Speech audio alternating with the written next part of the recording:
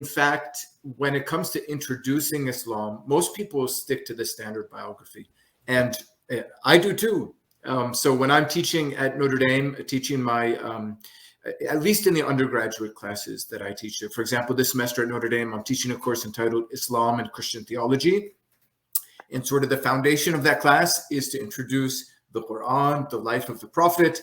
And when we do the life of the Prophet, I sort of say things like, listen, critical scholars have some questions, they debate some things, but we're just going to start. We're going to use the chronology, traditional dates, 570 for the birth, 610 for the first proclamation, 622 for the migration from Mecca to Medina, 632 for the Prophet's death. And I think that's reflected also in most introductory works on Islam, especially on the Prophet's life that you find.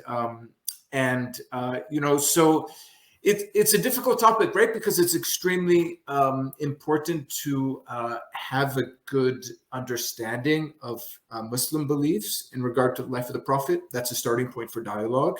And so, that's really, it's a question of respect, but also a question of understanding the coherence of the theological vision of Muslims. But meanwhile, there are all these interesting questions that critical scholars debate, which we'll be speaking about today. So sorting through that sort of almost dual vision, so the traditional view and the critical view, and being able to speak intelligently about both while being respectful to Muslims is a challenge. William, before I started, you may not know this, Dr. Reynolds, but at least I think William's beginning conversations with you had to do with William and I getting acquainted because he kept calling me and pestering me with all sorts of questions. And when I actually decided that he was a hard worker and would actually go and do some of the work, and the questions weren't, hey, would you do a bunch of free work for me? But they were actually asking for real sources to read. We started to become friends because he was doing hard work and coming back with some kind of interesting finds. But when he got into Islam, I'm very bad at self-promotion, and I've been challenged at our school that we have to start talking more about our books. So I want to talk about some of your books that actually led me to start doing some of this research. So I have here on my little Audible, which I listen to in the car. I mean, the ones that I introduced William to, and I told him that these were really the basis of me just kind of starting out trying to refresh my ideas of Islam, were that you've written an introduction to Islam, the Bible and the Quran, and a book, Christian and Islamic Theology. And I have listened to all those, and those really did form a foundation for me to kind of start to explore after having neglected for a very long time any interest in Islam. So I'm very appreciative of being able to sit down with you today, because I've had these and listened to them several times, just because the message is very straightforward. There's not a lot of complicated vocabulary without explanation for the listeners of William's channel. So I just wanted to kind of plug your book so that you didn't have to do maybe something that I find uncomfortable, which is to plug myself during shows. But that being said, my own approach, I think, is a little bit different. And Dr. Reynolds was kind enough during the COVID period to take a look at a little peek into some of the things that I was doing with looking at John Damascene, who may not be the first to talk about Islam from a Christian point of view. We have Anastasius the Sinite, and we even have some other lesser known probably figures to people that are listening here. Even Sophronius of Jerusalem has a few mentions, which have become well known because they're even available in English now in a collected book, which I won't get distracted with for the moment. But the major thing that I'm interested in, I think where there's an intersect with Dr. Reynolds and I, are that I've noticed, at least from my reading, is that so many people have not taken an interest in John Damascene's information on early Islam, particularly about the biography of Muhammad. And I put out a little while ago, just for people's consumption, and sent before the show, just in case we needed to reference it, some of the key passages with John Damascene, and I'm kind of tackling what Dr. Reynolds was talking about, which is namely the non-Muslim sources, but treating with respect Muhammad. Now, some of those sources don't speak very respectfully of Muhammad because, of course, they're opponents. But John Damascene is, I think, very valuable because what I'd like to suggest is that by him being in conversation with actual boots on the ground Muslims who are in presumably the holy city, from the best that we can guess where some of this material is coming from, potentially less likely Damascus, that John actually has access to kind of the earliest traditions about Muhammad's life. And these tend to be passed over, and I'm not sure why, even though there's a lot of discussion. For example, in Ibn Ishaq, there's plenty of articles and references to this so-called figure of Bahira, who is allegedly some sort of Syriac-speaking monk who is, if not Muhammad's educator, certainly his acquaintance. And the Arabic sources, of course, are going to want to avoid the fact that Muhammad would be educated by a human teacher, whereas the Syriac sources quite happily want to emphasize that kind of relationship. But John the Damascene is actually an earlier witness to this. And I think one of the things that I'd kind of like to throw out for Dr. Gabriel Reynolds is the idea that John Damascene actually draws attention to the fact, and this is something I haven't seen addressed, that the reason why Christians in the Holy City, if in fact he's reflecting dialogues that are happening as I propose in the mid to late 600s at the Kathisma Shrine in Jerusalem, and the reason why this is a new find, I think, and I do need to put something out there in literature, is because John Damascene, in his discussion and his dialogue between a Muslim and a Christian, he associates not only biblical passages of discussion which coincide with work that's already been done on the lectionary cycle at the Kathisma, but he also associates some of the debates with the doctrine of the Assumption of Mary, which is happening at the Kathisma Shrine, which nobody has drawn attention to.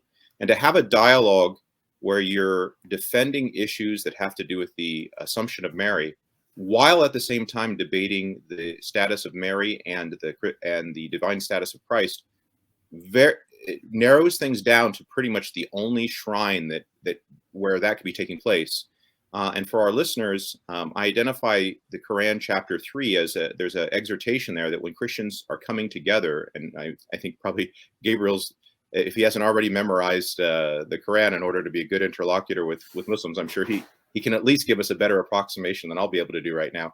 But I think it's around 360, 363, where the presumptive speaker, Muhammad, is exhorting the people that when they're arguing over the status of Jesus, is when they're coming together for worship, is that they need to pray and figure it out.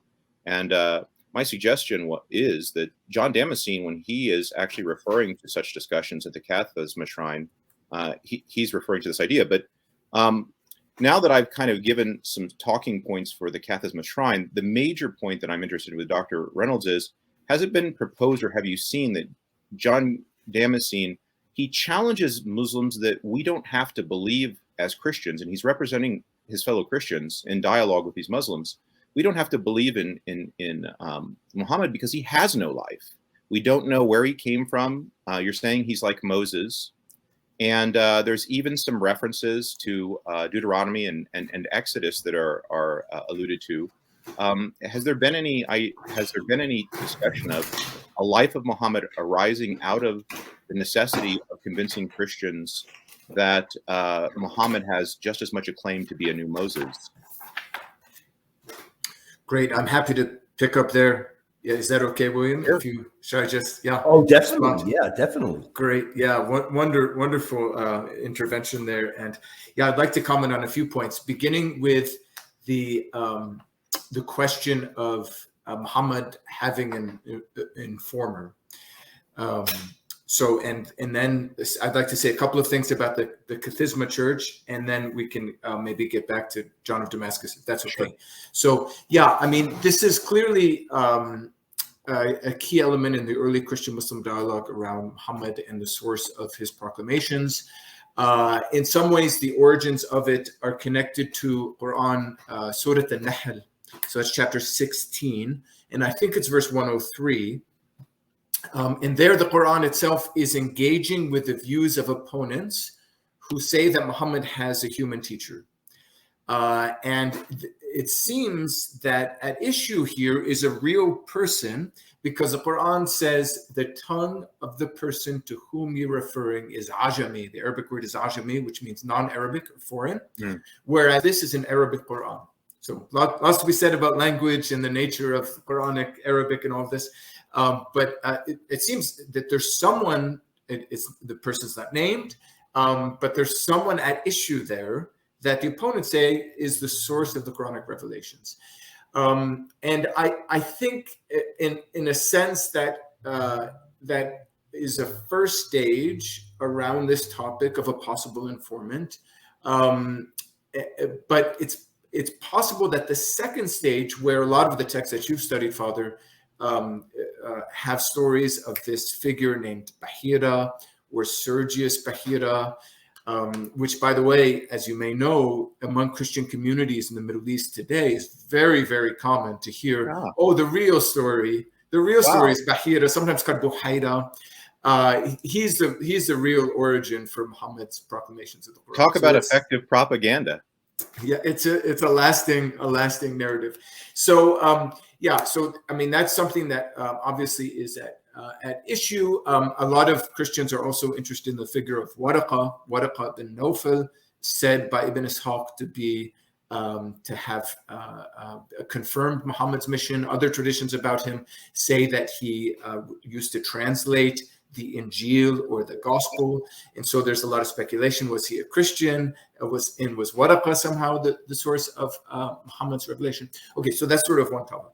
And then, the point about the Kathisma church is really important, is extremely interesting for the sake of Quranic studies, but also for, exactly as you're saying, the early Christian-Muslim context after the conquest, the Islamic conquest. Now, in terms of the Quran, it's very interesting because we have this problem that the story of the birth of Christ in chapter 19 of the Quran involves a miracle in which the infant Jesus speaks and calls down a blessing upon Mary, which includes the provision of food and drink. This is a story that's known from other sources. It appears in the Gospel of Pseudo-Matthew, but it's usually associated with the flight of the Holy Family from Palestine into Egypt. The place where it seems that this miracle was associated instead with the Nativity before Islam is the Kathisma Church.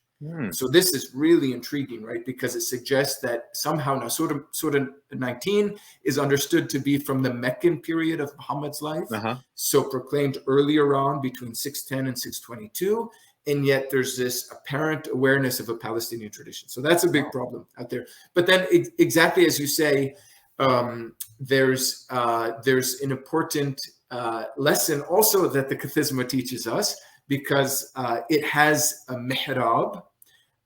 So it has a prayer niche that is a feature of mosques. And it seems that it was the site of joint Muslim-Christian worship. A little bit like the cathedral in Damascus, which until it was turned into a mosque, I believe by Al-Walid Umayyad Caliph, for a period of time was a feature or was a site of joint Christian Muslim worship.